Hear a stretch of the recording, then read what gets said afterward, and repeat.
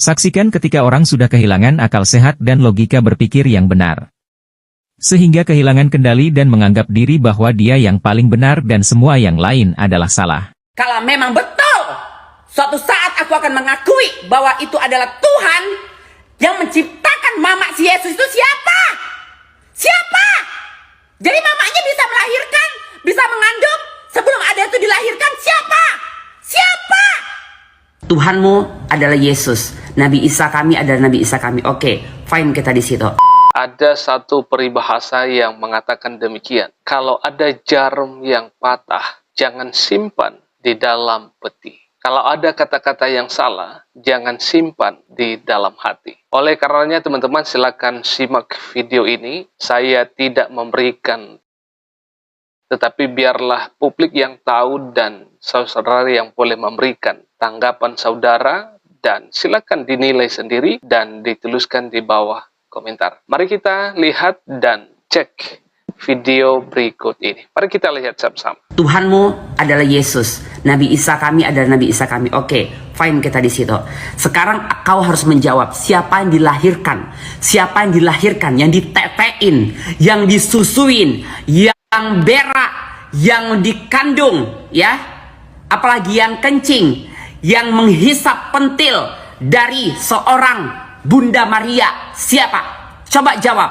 Siapa?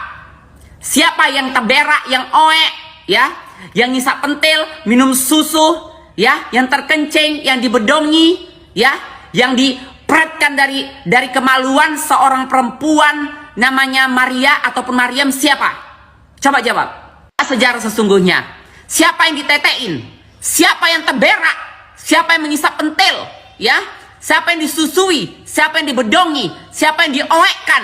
Coba, coba. Jadi emosi pagi-pagi.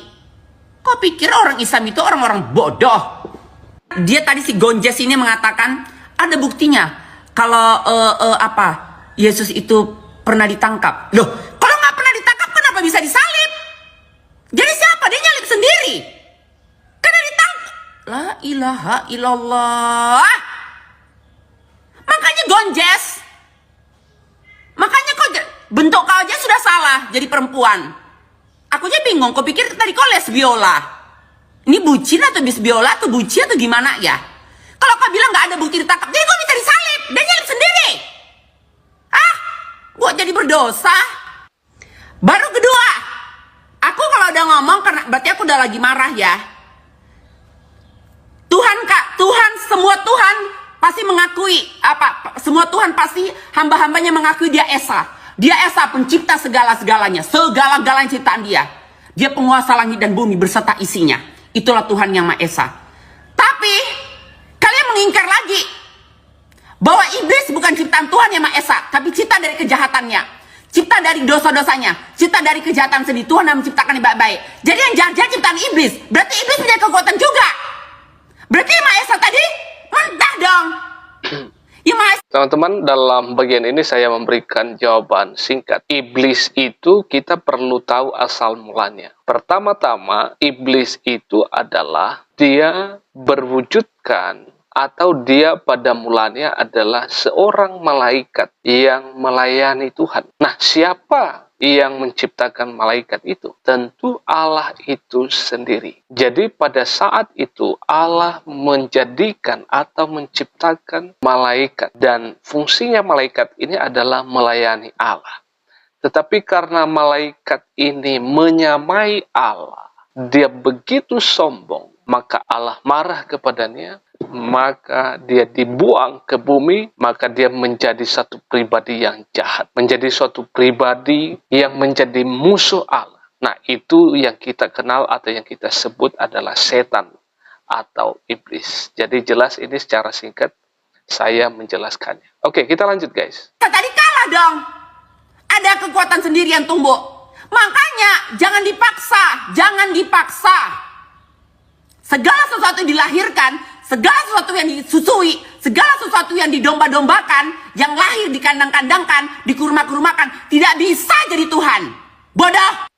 Namanya Teman-teman, secara singkat kembali saya mau jelaskan pada kesempatan ini dan kepada kita semua. Perlu kita mengenali pribadi Tuhan Yesus secara benar.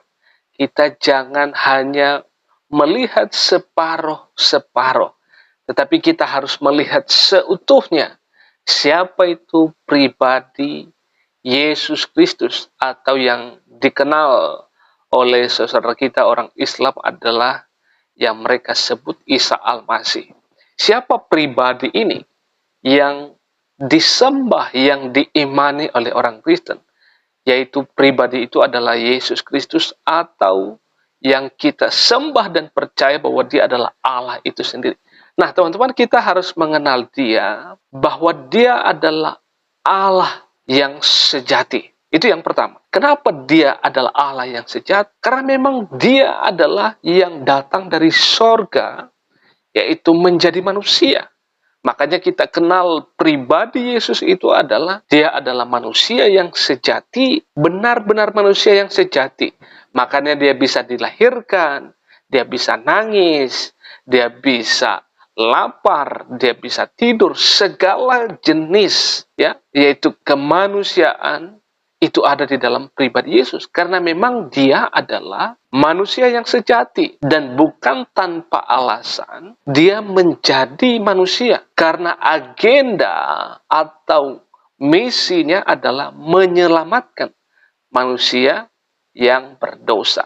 Dan satu-satunya pribadi manusia yang ada di dunia ini, yang pernah ada, adalah Yesus Kristus. Alkitab mencatat bahwa dia tidak pernah berbuat dosa sekalipun. Maka ini adalah nubuatan para nabi, dan ini adalah janji Allah, yaitu untuk mendamaikan manusia dengan Allah itu sendiri. Nah, jadi jelas bahwa pribadi Tuhan Yesus itu adalah ada dua natur, yaitu natur ilahi sebagai Allah yang sejati, dan Yesus Kristus adalah dia manusia yang sejati. Oke, kita lanjut guys. Tuhan bisa berbuat apa aja. Iyalah, memang Tuhan yang berbuat apa aja. Gak mungkin aku yang berbuat apa aja. Tapi saat Tuhan menjadi sama seperti penciptaannya, sama seperti yang diciptakannya, berarti dia bukan Tuhan. Dia harus berbeda. Kalau sama, bos sama pembantu, berarti dia sama juga. Berarti dia bukan bos. Harus ada bedanya. Harus berbeda. Tidak boleh menyerupai. Yang boleh menyerupai itu adalah para malaikat, ya, para jin, ya, para dajjal, yaitu yang diciptakan, bukan penciptanya. Saat dia bisa merubah sama seperti yang diciptakannya, berarti dia bukan pencipta. Logikanya di mana? Mengatakan suatu saat, suatu hari, semua akan mengakui bahwa Yesus itu adalah Tuhan. Tidak akan pernah. Karena apa? Tuhan tidak bisa dilahirkan, ditetei, berak, dan terkencing.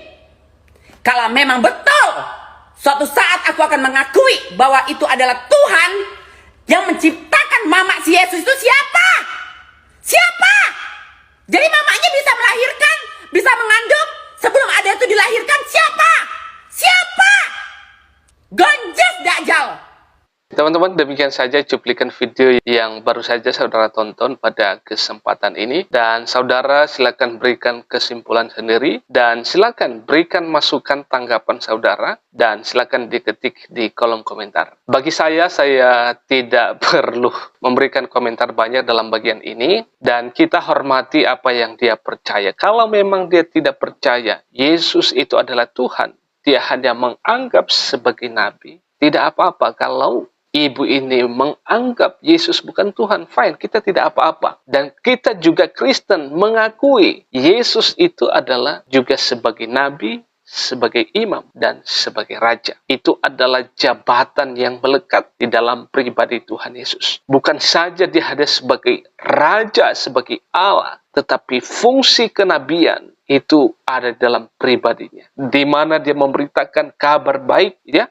Dia memberitakan kabar baik, berita pertobatan supaya semua orang kembali kepada Allah. Dan dia adalah imam, yaitu perantara, di mana dia mati di atas kayu salib, yaitu menggantikan manusia yang seharusnya manusia yang berdosa itu dihukum, tetapi Kristus menggantikan itu menjadi kurban yang sempurna bagi Allah. Jadi dia adalah raja. Dia bangkit dari kematian, menampakkan diri, dan naik ke surga. Oke, terima kasih kiranya Allah Tritunggal akan terus menolong dan memberkati kita. Salam damai dan salam sejahtera, salam persaudaraan, Salam toleransi dan Tuhan menolong. Tuhan memberkati kita semuanya. Saya Eman dan terima kasih. Sampai jumpa di video-video berikutnya. Shalom. Teman-teman silakan ikuti media sosial ini dan jangan lupa untuk like, komen, dan bagikan tayangan ini supaya menjadi informasi bermanfaat bagi teman-teman di luar sana yang belum mengetahui hal ini.